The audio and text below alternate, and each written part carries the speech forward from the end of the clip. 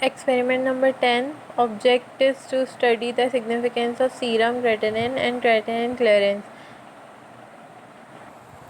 What is creatinine? Creatinine जो है वो क्रेटीन फॉस्फेट के ब्रेकडाउन से फॉर्म होता है. ये जो क्रेटीन फॉस्फेट है ये मसल्स में केमिकल होता है, इम्पॉर्टेंट केमिकल प्रोटीन. और इसके अलावा ये ब्रेन में, ब्लड में भी पाया जाता है. हाई एनर्जी कंपाउंड है. इसके ब्रेकडाउन से फॉर्म होता है क्रेटिनिन. ठीक है, क्रेटिनिन जो है वो एक फेयरली कांस्टेंट रेट पर फॉर्म हो रहा होता है और ब्लड में चला जाता है. अब ब्लड से जो तमाम क्रेटिनिन है वो किडनी में जाके और एक्सक्रीट आउट होता है.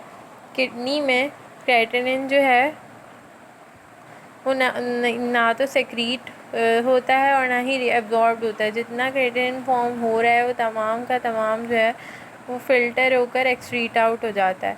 मतलब कि जितना फॉर्म हो रहा है उतना ही एक्सक्रीट आउट हो रहा है. तो इस क्लोजली जो है वो क्रेटिनिन क्लियरेंस की वैल्यू GFR के बराबर होती है. GFR is glomerular filtration rate which indicates the function of kidney. अगर सीरम क्रेटिनिन बढ़ रहा है या फिर क्रेटिनिन की क्लियरेंस डिक्रीज़ हो रही है, these both indicates kidney function damage. अच्छा, नॉर्मल वैल्यूज़ जो होती हैं सीरम क्रेटिनिन की मेल्स में ज़्यादा होती हैं, 0.8 to 1.4 mg/dl. फीमेल्स में 0.6 to 1.1 mg/dl. चिल्ड्रन में एज इंक्रीजिंग एज इंक्रीज़ होती जाती हैं. चिल्ड्रन में जो है होती हैं 0.2 to 1 mg/dl. बिकॉज मेल्स में जो है वो मसल मास ज़्यादा होता है तो उनमें सीरम क्रेटिनिन की वैल्यू भी ज़्यादा होती है.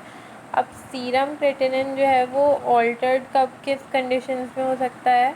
इंक्रीज़ हो सकता है इम्पेयर्ड. अगर तो इम्पेयर्ड रीनल फंक्शन होगा तो क्लियरेंस डिक्रीज़ होगी.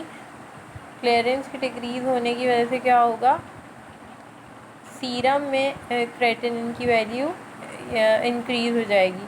क्रॉनिक नेफ्राइटिस की वजह से, इसके अलावा यूरिनरी ट्रैक में कोई ऑब्स्ट्रक्शन होने की वजह से इंक्रीज़ हो सकती है. डिसीज़ लाइक मायसीनिया ग्रेविस जो कि एक मसल की डिज़ीज़ है, ऑटो इम्यून डिज़ीज़ है.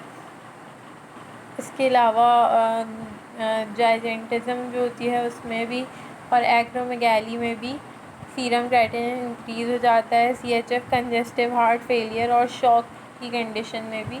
इन कंडीशंस में क्योंकि जो ब्लड है वो CHF और शॉक में क्योंकि ब्लड किडनी तक पहुंच नहीं पा रहा होता प्रॉपरली, तो उसकी वजह से क्या होता है कि वो जो है क्लियरेंस नहीं हो पाती क्रेटिनिन की और उसकी कंसनट्रेशन सीरम में बढ़ जाती है. अब डिक्रीज़ सीरम क्रेटिनिन कब कब हो सकता है? एल्डरली पीपल जो होते हैं, ओल्ड जो होते हैं, उनमें सीरम क्रेटिनिन जो है वो डिक्रीज़ हो सकता है क्योंकि उनका जो मसल मास है वो डिक्रीज़ हो जाता है. इसके अलावा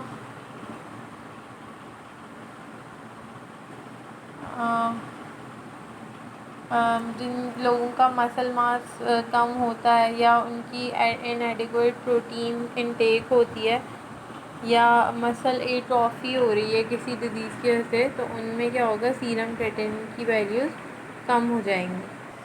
तो नाउ क्रेटिनिन क्लियरेंस क्या होती है? Creatinine clearance is the volume of plasma from which creatinine is completely remove per unit time. Usually यहाँ पे जो है पर मिनट में मेजर किया जाता है.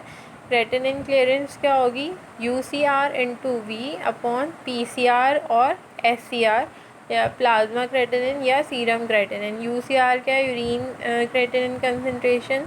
V is urine flow rate. PCR is plasma creatinine concentration.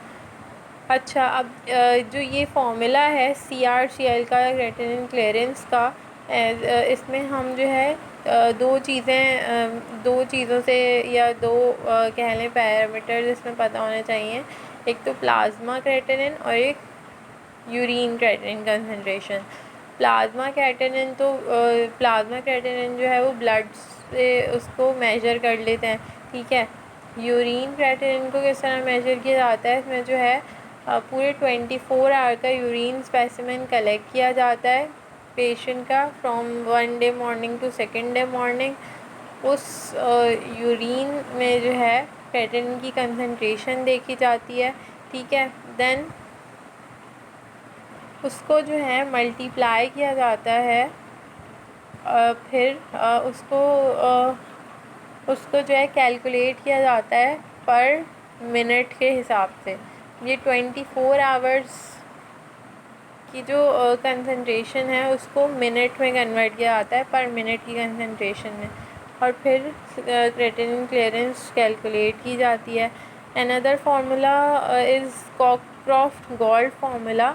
इसमें जो है किसी भी पर्सन की क्रेटिनिन क्लियरेंस कितनी होनी चाहिए उसकी एज और वेट के हिसाब से हम ये पता लगा सकते हैं। फॉर मेल्स होता है ये 140 minus age into weight in kgs upon 72 into serum creatinine which is in mg/dl।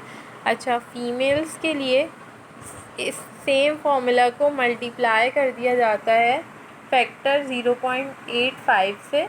इस सेम फार्मूला को मल्टीप्लाई कर दिया जाता है 0.85 से, तो हम जो है इसके ज़रिए फीमेल्स में क्रेटिनिन क्लियरेंस निकाल सकते हैं। अच्छा, सिग्निफिकेंस जो है सीरम क्रेटिनिन की वो क्या है कि हेपेटिक प्रोटीन मेटाबॉलिज्म की वजह से जो है अफेक्टेड नहीं होता, लाइक ब्लड यूरिया नाइट्रोजन। ये सिर्फ रीनल फंक्शन की वैल्यूएशन में यूज़ होता है। सीरम क्रेटिनिन के लेवल्स तब तक राइज नहीं होते जब तक about more than 50% of nephron damage हो चुके होते हैं, डैमेज ना हो जाए तब तक जो है ये राइज नहीं होते। अनलाइक बन या ब्लड यूरिया नाइट्रोजन जिसके लेवल जो है वो अप एंड डाउन होते रहते हैं, तो ये एक मोर सेंसिटिव इंडिकेटर है रीनल फंक्शन का। और जो सीरम क्रेटिनिन है उसका और ब्लड यूरिया नाइट्रोजन का जो रेशो होता है वो 1:10 का होता है normally. This was experiment number 10। अच्छा, जो कैलकुलेशन है इसमें एक एग्जाम्पल दी हुई है, उसकी मैं आप लोगों को अलग से वीडियो सेंड कर दूँगी। इसमें अगर आप लोगों को एक्सपेरिमेंट नंबर 10 से रिगार्डिंग कोई क्वेरी हो तो you can ask. Thank you class.